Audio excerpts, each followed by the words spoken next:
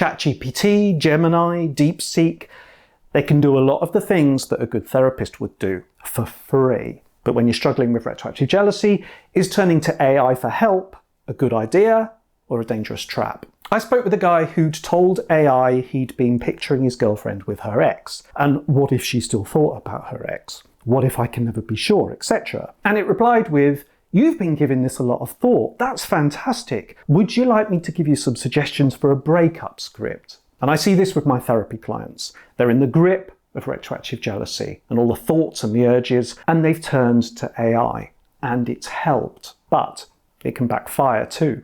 Let's look at some actual examples. Lucy can't sleep, and she picks up her phone at 2 a.m. and she goes to ChatGPT. "I keep picturing my boyfriend with his ex and seeing how pretty she is and how much he was into her. I can't stop thinking about them together and it's ruining my life." And ChatGPT says, that sounds like it might be retroactive jealousy. And it summarises the symptoms in a really empathetic way. And for Lucy, it's like, oh my God, this is actually a thing. Massively helpful right there.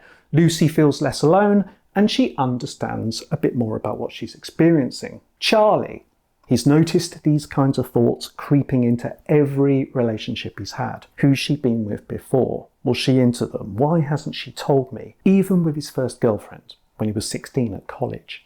Now he's in an amazing relationship. This girl ticks all the boxes and Charlie's having the thoughts again. But he's determined not to let them derail this relationship. So he's told AI about this pattern he's noticed, and it's done a great job of joining the dots to some of his early experiences, specifically around the time his parents split, and one of his parents relied on Charlie as a bit of a confidant, even though he was 8 years old. Now, thanks to AI, Charlie now knows about anxious attachment and pattern matching and how it shows up in other areas of his life. And this has been genuinely helpful.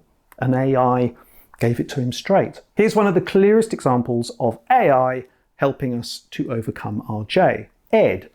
He was interested in exposure therapy, ERP, for tackling his thoughts about his wife's past, deliberately engaging with the thoughts and the feelings without acting on them, being able to sit with the unknowns and let it pass. Now this made sense to Ed, and he'd watched my video about how to do ERP as self-help. But coming up with the exposure scripts and the things to imagine on his own proved to be quite tricky. So he turned to AI. He explained what he was trying to achieve and asked AI to write some imaginal scripts based on his own triggers. And the results were uncannily spot on and useful. Sometimes the ERP scripts that AI comes up with need refining. It tends to add a bit of reassurance at the end. And then I felt calm and remembered that she chooses me every day. That kind of defeats the object. I like exposure to be more uncomfortably open-ended. No escape hatches. And other approaches too. AI knows all about CBT and ICBT and other therapies for intrusive thoughts and retroactive jealousy. So AI can give you a personalised way to actually get going with these methods and techniques. So lots of wins there, lots of ways that AI can help. It can go wrong too. Matt keeps thinking about his wife's sexual past, and one ex in particular. It is all in the past, but certain reminders keep setting him off. Anything about basketball, anything to do with Denmark, and actually any male liking or commenting on her Instagram posts. He's got better at not confronting his wife in these moments. Are you sure you didn't prefer him? But he keeps AI in the loop instead. Should I be worried about this guy's comment? Are Danish men better in bed? He does it every time he's triggered.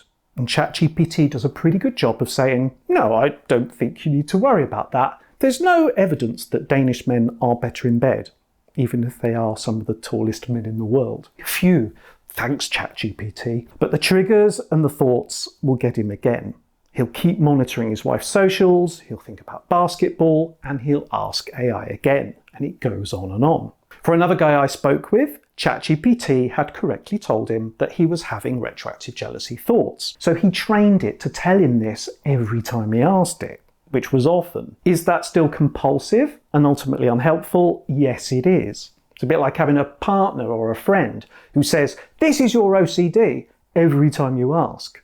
It's probably true, but it's still assurance seeking. It's still a ritual, whatever the answer is that you get back. So there's a bottom line. If I'm talking to AI about how I feel about my partner's past, am I doing it to A, get informed, or B, to get reassurance, to fix my feelings in the moment? If I keep going back to ChatGPT, what about when she said this? Would other people worry about this? Is this normal? I train my brain that I need to keep explaining and exploring these thoughts. What we focus on, we amplify. And if you're doing a bit of this, maybe wean yourself off it by venting the thought into a journal or record it on your phone for 2 minutes max. No AI, no audience, no feedback. And get used to parking it in that way. Whether we're working with a therapist or ChatGPT, the conversation has to turn more to the process of RJ, how these thoughts are coming up and what we're doing with them, and away from the content, what today's worry is about or what our partner did or didn't do. Otherwise, we just give the thoughts more oxygen. I hope this is helpful, and thank you for watching.